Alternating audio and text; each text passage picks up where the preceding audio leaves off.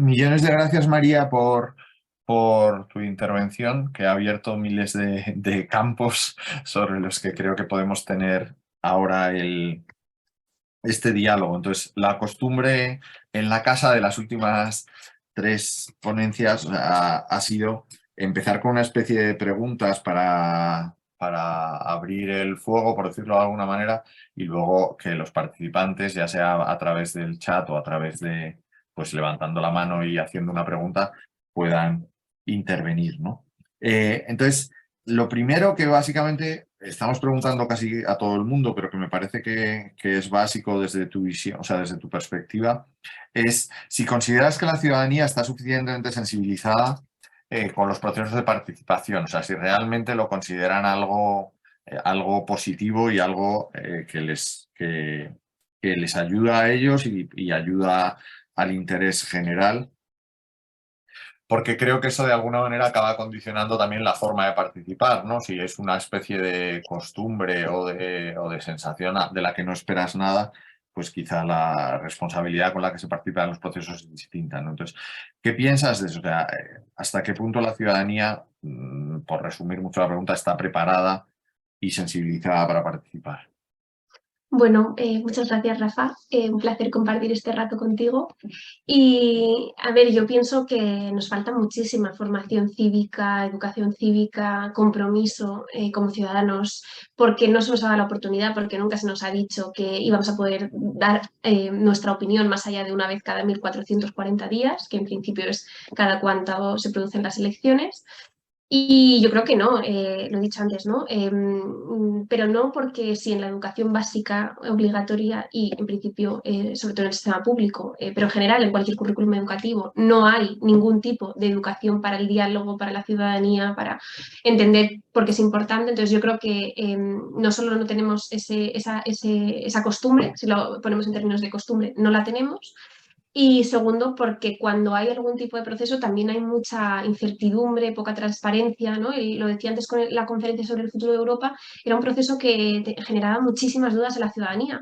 Aún así, muchos se lanzaron, pero quizás los más jóvenes que tenemos menos miedo a probar, pero yo creo que si un proceso no es transparente, si tenemos poca costumbre y si además no está claro qué se va a hacer con eso, la gente valora mucho su tiempo, ¿no? Y luego creo que hay que tener en cuenta que vivimos en un contexto muy difícil en el que, bueno, la mayor parte de la gente trabaja muchísimas horas y tiene poco tiempo. Entonces, entender también la participación como una cosa de costumbre implicaría cambios culturales. Igual que nos dan horas para ir a votar, si las elecciones bueno, caen en un día laborable o para quien trabaja un domingo tiene determinadas horas, debería haber horas, igual que la hay para la formación, pues horas para la participación.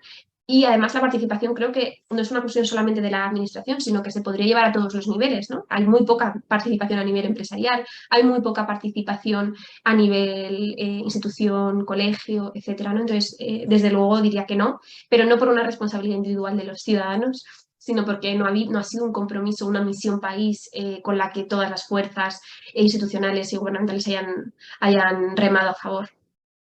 Y desde esa perspectiva, porque en el fondo lo que planteas es súper interesante en el sentido de, o sea, todo está planteado en términos de participación individual de alguna manera, ¿no? O sea, las grandes, o sea, al menos los trámites establecidos por ley que incluyen la participación tienen una lógica individual, pero la realidad es que la participación eficaz, en mi opinión, al menos a día de hoy lo que vemos de participación eficaz suele tener un componente asociativo, organizativo, donde son las organizaciones las que son capaces de incidir o al menos de generar debate sobre los temas sobre los que quieren incidir, ¿no? Y en ese sentido, o sea, ¿cuál es la combinación ideal? No sé cómo decirlo, o sea, ¿hasta qué punto eh, es bueno un sistema más corporativo donde la participación tenga un componente de organización o deberíamos tratar de articular sistemas de participación individual donde la participación de cada persona sea útil, ¿no? Porque lo que sí que tengo cierta sensación es que ambos son de alguna manera no incompatibles, pero sí diferentes, ¿no? O sea, que crear estructuras para una cosa difiere de las estructuras que deberíamos crear para las otras. No sé si he confundido más con la Total. pregunta que aclarar, pero... No, no, me parece súper interesante y yo creo que lo que tenemos que ser capaces es de crear un mismo sistema en el que el rol sea distinto para las organizaciones que para los ciudadanos, ¿no? Yo creo, también por los proyectos de innovación democrática que hemos liderado, que el verdadero cambio es cuando es ciudadanía aleatoriamente seleccionada, porque, bueno, es que es impresionante los testimonios de estas personas, bueno, desde que pasan a considerar una urgencia personal, pasan a entender que, por ejemplo, la emergencia climática es una cuestión que les afecta en su vida y se convierten en verdaderos embajadores de esa causa. Ya te digo, en el caso de la Asamblea Ciudadana para el Clima es impresionante hablar con las personas que han salido de ahí y ya solo ese impacto es muy positivo porque construye ciudadanía. Pero por otro lado, no es realista pensar que las personas solas, o que el sistema actualmente permite la participación ciudadana libre de cualquier persona. Entonces, yo creo que las organizaciones tienen un papel fundamental. Por ejemplo, pues Secretariado Gitano, la ONCE, son organizaciones que trabajan con colectivos durante todo el año, haciendo un trabajo muy importante de identificarlos, de animar a las personas a participar. Y yo creo que ese debe ser el trabajo de las organizaciones, ¿no? El de canalizar la participación de quienes normalmente van a tener más dificultades a la hora de participar, porque no olvidemos que tanto la Asamblea Ciudadana para el Clima como todos los procesos que nosotros hacemos, desgraciadamente no tenemos el censo de toda España, entonces trabajamos con sorteos. Participan en estos procesos aleatoriamente seleccionados quienes se han apuntado a un sorteo. Entonces, las organizaciones tienen que hacer una labor fundamental, la administración pública también, de conseguir movilizar a la gente, pero yo creo mucho en que los procesos finalmente tienen que ser procesos protagonizados por ciudadanía, porque creo que ahí es cuando empezamos a hablar de intereses generales y no solo de intereses particulares, porque por mucho que el interés de un colectivo es un interés totalmente legítimo, creo en una sociedad muy diversa, que no se base en la defensa de los intereses particulares, sino en la construcción de un proyecto más colectivo. Y es lo que han demostrado. El proceso, por ejemplo, de Islandia es impresionante. Han hecho el proyecto de constitución que hicieron fue una constitución súper garantista, no solo para las personas que formaron parte del proceso, sino para toda la sociedad. Y creo que eso solo ocurre cuando tú estás participando en calidad de ciudadano, porque te das a ti lo que quieres para ti y para el resto. Que no quiere decir que no sean fundamentales todas las organizaciones. De hecho, para mí son el tablero de juego. Deben ser quienes garanticen estas participaciones. Pero las organizaciones tenemos que entender que cuando somos nosotros quienes ocupamos los espacios, le estamos quitando la oportunidad a la ciudadanía que, de nuevo, si estamos haciendo estos procesos es para poner en jaque un poco ese principio de representación en algunas decisiones. Y en la misma línea, o sea, una de las grandes posibilidades de la tecnología tiene que ver con la segmentación, ¿no? O sea, hay una gran diferencia desde el punto de vista de la posibilidad de crear canales, de someter distintos temas a distintos grupos. ¿Hasta qué punto esto es un elemento que prima la eficacia sobre la representatividad?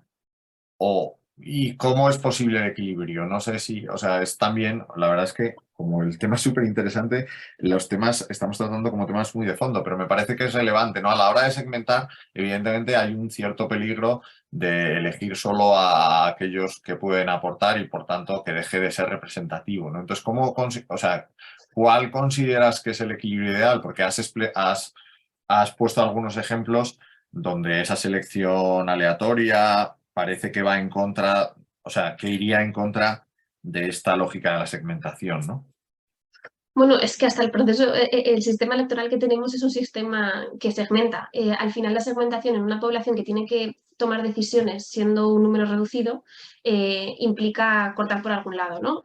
Me explico. Nosotros, este fue un gran debate que abordamos y lo que decidimos es, bueno, primero tenemos que garantizar que el número es suficientemente alto para que sea mínimamente representativo, pero aún así, 50 personas, 100 personas, 150 no van a ser nunca totalmente representativas. Entonces, preferimos garantizar que están todos los colectivos representados que garantizar la total representatividad de la sociedad, porque entendemos que las mayorías bueno, pues van a estar presentes con tal de que estén presentes representantes de las mismas. También es verdad que por eso hacemos procesos cuantitativos mucho más macro. Las macroencuestas, la general que hicimos de 45.000 personas, la de el clima que consiguió 9.000 respuestas o la de Euskadi 4.500 en esa comunidad autónoma, pues al final lo que nos buscan es dar determinadas tendencias generales que se incorporen en la voz de la mayoría.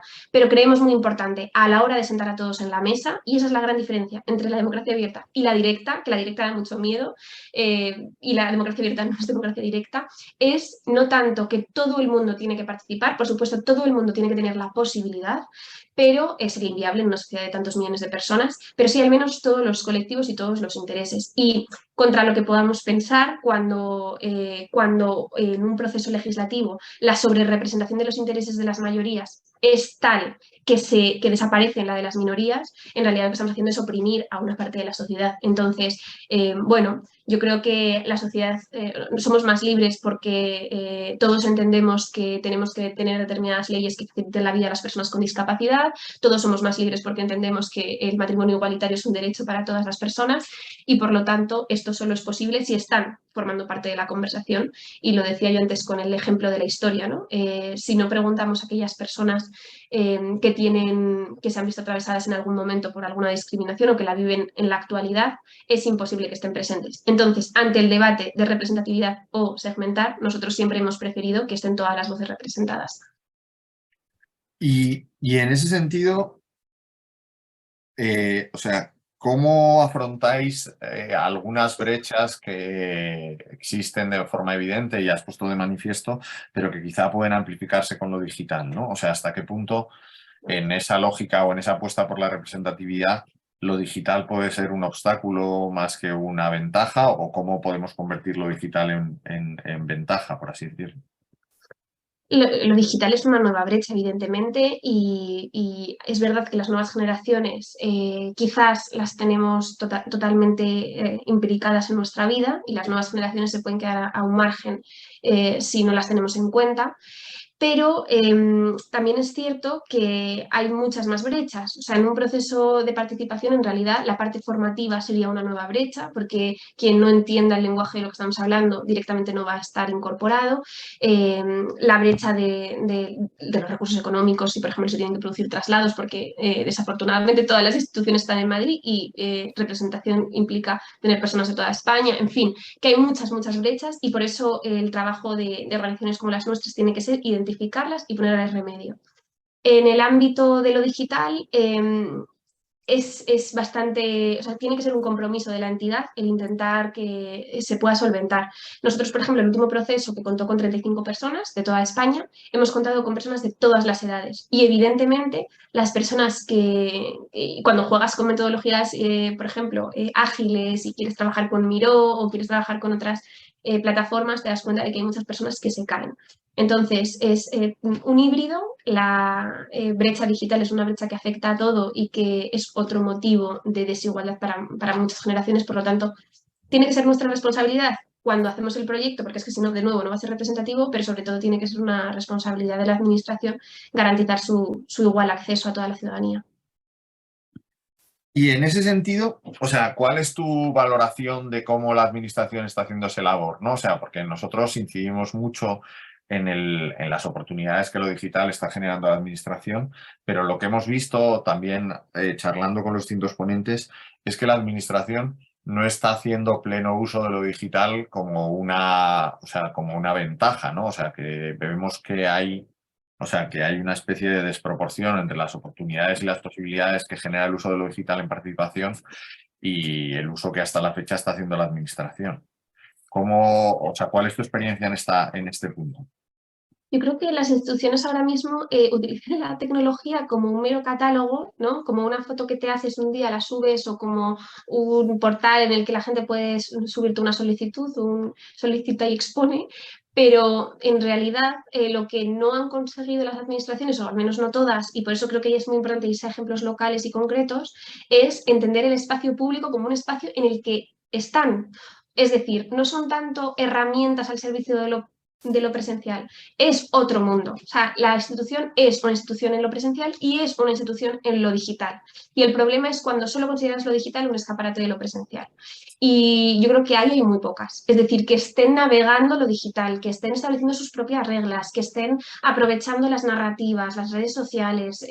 Hay muy pocas. De nuevo, lo siguen viendo como un escaparate bueno, pues desgraciadamente la gente joven no está en el mundo digital para ver un escaparate o la gente en general. No estamos en las redes sociales, en el medio digital para para ver un escaparate de lo presencial, sino para interactuar. Y yo creo que esto también abre muchos debates éticos, políticos, porque las reglas que nos dimos en el mundo presencial pues no están y no existen en el virtual, pero desde luego las administraciones están muy atrás, ¿no? Y es verdad que como la población está desigualmente formada en lo digital, faltan muchísimas capacidades, pero también es cierto, el otro día lo hablábamos con la Secretaría de Estado de Digitalización, ellos tienen todo un portal de formación y de capacidades digitales y lo que falta es que la ciudadanía acceda a ellas. Por lo tanto, de nuevo, la Administración no puede pretender cubrir su audiencia digital simplemente mandando un mensaje, sino que tiene que hacer toda una estrategia, de la misma manera que yo entiendo que si tú solo convocaras elecciones generales poniendo en la Plaza del Pueblo un cartel, la gente no iría a votar, ¿no? Tienes que hacer toda una serie de mecanismos. Yo creo que en la plaza digital ocurre igual. Y en este sentido, o sea, este concepto o sea, vosotros habláis mucho de innovación y hasta qué punto cabe en este escenario que planteas la innovación en lo público, ¿no? Hasta qué punto la innovación en lo público, la figura del emprendedor público, tiene más que ver con el voluntarismo, tiene realmente, o sea, posibilidades de prosperar, por decirlo de alguna manera, o sea, de lograr cumplir sus objetivos o avanzar en sus objetivos dentro de la administración, o hay un problema estructural que hace esto más difícil, o sea, esta innovación pública o estas figuras de emprendedores públicos eh, sean más difícil o sean la excepción, por decirlo de alguna manera. Hombre, lo estructural es muy complejo porque hay que cambiarlo de raíz y yo creo mucho en esta figura del emprendedor desde lo público que vaya abriendo caminos, ¿no? Y por poner dos ejemplos de instituciones gobernadas por distintos partidos políticos, Málaga tiene una dirección general de participación, Aragón tenía una dirección general de participación, ¿no? Una es un ayuntamiento, otra es una comunidad autónoma. Yo sí que creo y creemos desde nuestra institución y muchas otras que nos hemos dado la mano a la hora de exigir esto a las instituciones, que como no debería depender del voluntarismo, desde luego no debería depender del tercer sector, no debería depender de que existamos organizaciones que lo estemos haciendo, debería ser una cuestión pública. Creemos que cualquier nivel de la administración debería tener una figura, un director general, un consejero, que lo impulsara, primero con pilotos, lo hay en Valencia también, o sea, hay muchísimas organizaciones, muchísimas instituciones públicas que ya lo están empezando a incorporar y yo creo que es la única manera, ¿no? Es muy importante que cuando haya cambios de gobierno, en este momento lo estamos viendo, ¿no? Por ejemplo, en Aragón va a haber un cambio de gobierno. Es muy importante que esto lo mantengamos y que esto sea un compromiso más allá de las siglas que lo fundaron. Hay otra figura que nosotros que de hecho el último proceso participativo de las 35 personas lo han sacado como una de las propuestas, que lo vamos a presentar en el Congreso de los Diputados cuando vuelva a haber Cortes, que es la figura del Ministerio del Futuro. Hay otros países nórdicos que existe el Ministerio del Futuro, es una institución de innovación democrática, una institución conformada por ciudadanos aleatoriamente seleccionados y por expertos, que no dura lo que dura una legislatura, dura más, dura 8 años, que no se elige como en base a los partidos como se elige en otras instituciones, que evidentemente es consultiva, preceptiva su consulta, pero bueno, que emite recomendaciones y que lo que hace es velar porque todas las políticas públicas que salen de los distintos ministerios de esos países van en consonancia con los límites planetarios, bueno, que piensan en las nuevas generaciones, por ejemplo. Es un ejemplo de institucionalización de la innovación pública junto a todos los demás que ya hemos dicho, Aragón, Málaga, Valencia Barcelona y tantos otros. Presupuestos participativos que cada vez son más habituales. Entonces, yo creo que es muy importante la figura y ojalá en quienes nos está escuchando haya muchos futuros intervinientes de lo público que se animen con esto, pero yo creo que también es muy importante que no sean navegantes aislados en el gran océano de la participación, porque es un océano infinito, sino que haya un compromiso institucional, porque si no, solo nos queda en la cara. Si de nuevo uno de estos emprendedores hace un proceso y luego la consejería de la que depende la medida que han propuesto no lo tiene en cuenta, esto es un compromiso que deben adquirir todos, aunque entendemos que no todos van a ser innovadores públicos. Muy bien. Yo creo que he abusado bastante de mi condición de moderador y creo que estamos en condiciones para el tiempo que nos queda, abrirnos a preguntas del público. Tenemos